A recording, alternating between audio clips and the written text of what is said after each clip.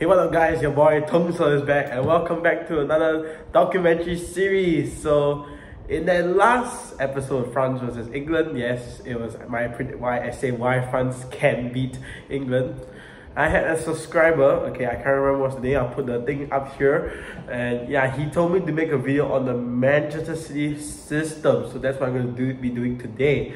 So if you're enjoying this series, please like, share and subscribe, and please help me get to 1,000 subscribers so I can succeed on YouTube. But other than that, let's get into the video and please enjoy. So generally, okay, Manchester City tend to play out from the back using Ederson, the centre back's abilities, alright? As you can see from the stats that Manchester City so far has the average most possession in the Premier League, is 66.6%. So generally, it'll go all the way to either Nathan Ake or Ruben Diaz, of course, who are both good ball playing centre backs, of course. So back in last season, alright, okay, it will usually be De Bruyne pushing up and Rodri and Bernardo Silva all forming the double pivot, as you can see, because they're good on the ball, right? Joao Cancelo will also push out to become a midfield, as we know Pep Guardiola likes to transform fullbacks into midfielders. So as a result, Nathan Ake, Ruben Diaz, and the most important part is Kyle Walker will all form a back three. I need to reiterate that the fact that Kyle Walker is a very good on the ball defender as Nathan Ake and Ruben Diaz. I also need to admit that, you know, there's also squad rotation between Nathan Ake and John Stones, and also Bernardo Silva and Gundogan. However, things are different this season. So things have been changed, alright? Instead of having Bernardo Silva, Kyle Walker all quite deep, it will be Cancelo and Bernardo Silva who change places. So in this case, Joao Cancelo will be the third pivot, while City will form a back two. So usually the shape could look like this, as you can see, it will usually change into a 2-3-5. Yes, so that's the new system this season, yeah?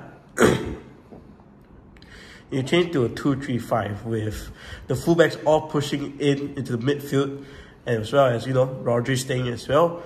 And both Nathan Ake and Ruben Diaz or John Stones can actually stay in their natural positions.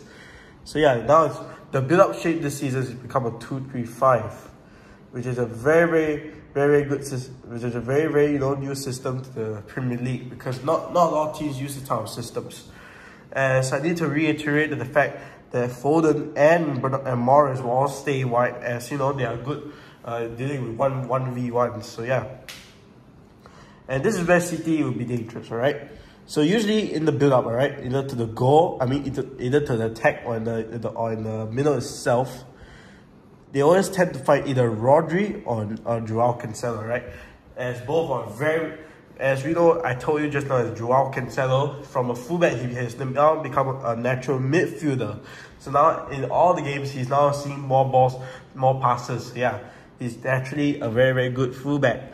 So yeah, so imagine this, alright? You're in the situation, right? Then he's a very good passer as well. So if you have one right wing on the right, or is it either Morris or Foden, Joao Cancelo can then switch it to Morris, and then he can do, you know, in the 1v1. But let's see what happens if there's opponents. So let me just do this. Imagine like this, alright? Because I need to emphasize the fact that Haaland, okay, Erling Haaland, who so far has been City's top goal scorer, okay? So naturally teams, okay, tend to defend in a narrow 4-4-2. So it will eventually look like this, alright? A 4-4-2, dropping in both. There'll be two pivots coming up, wingers all dropping deep. So yeah, a 4-4-2, and they tend to stay, like, not say, okay, they don't press, okay? Teams will opt to use this formation, this type of tactic, alright, in order to nullify City. But this is where the advantage comes in, alright? Space in the midfield, alright? There's no pressure whatsoever. So there's two options, okay? Because they tend to worry, okay, if they were to press, alright, they'll be able to pass to Rodri. As a result, teams can also, you know, form, you know, very deep, you know, very close. As you know, they have dangerous men like, you know, Bernardo Silva and De Bruyne. So Morris and Foden will all be free on the wings. So so Roger can make the pass over here, and the defender here, aka the right back or left back, or either Morris. So Foden, yeah.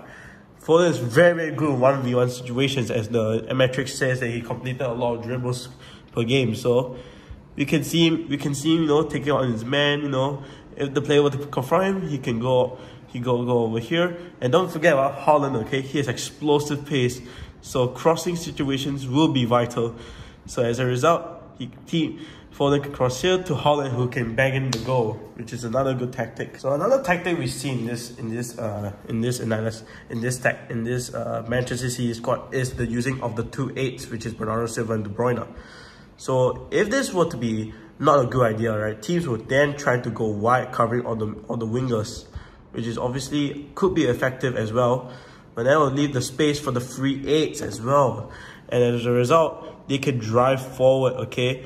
And don't forget, Haaland has explosive pace, so if this killer pass finds him, okay, he'll be able to bang in the goal. So that's the key difference, alright? Having good wingers who can take on the man is actually the key, alright? And having good on-the-ball players like in the midfield, okay? This part is crucial, okay? If you don't have good players on the ball, you won't be able to give any progress. So that could be very, very vital for Manchester City this season. But at times we do see Joao Cancelo, you know, pushing out to make it a front 6 like this, and then we can see a double pivot form over here. However, this is not really done a lot of times, so generally the build-up play is usually as a 2-3-5, yeah, a 2-3-5, with the Bernardo De Bruyne in the half spaces, Foden and Morris on the wings, while Haaland will stay at the striker zone, ready to pounce. And don't forget, we need to highlight the importance of Haaland, right? Last season we saw Manchester City very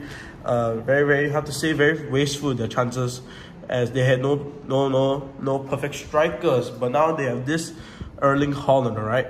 Okay, Haaland is not a very good link-up player, but there's a key role he plays, alright? If Haaland stays high up, okay, teams tend to, you know, will tend to mark him more, okay? Will be mark him more over here, but that will leave even more room for the free 8s over here.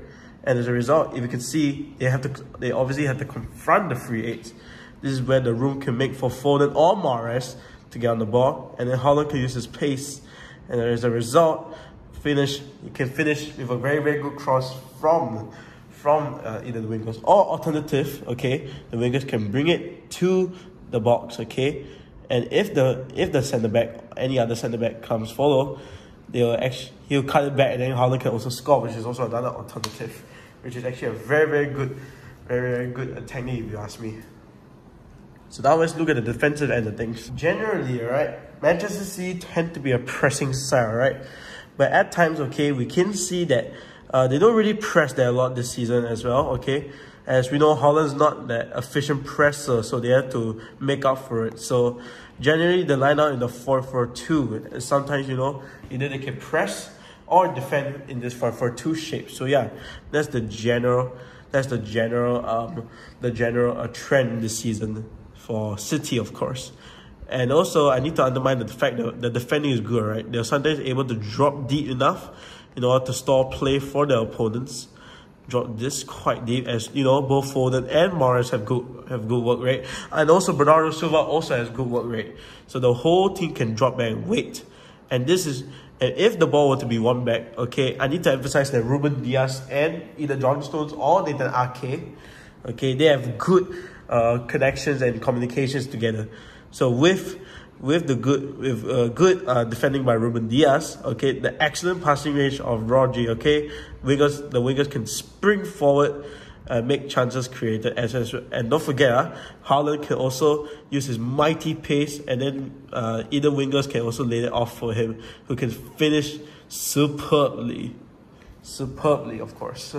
So thank you guys for watching this video. Hope you guys enjoyed it, and let me know whether Manchester City is currently the best run best team in the Premier League, okay? And because personally, I'm quite scared of them. So yeah, please do let me know if you think Manchester City is the best team, or maybe will they win the Champions League? I don't know. But anyways, thank you guys for watching. I appreciate you all for watching. Please like, share, and subscribe. Help me get 1,000 subscribers.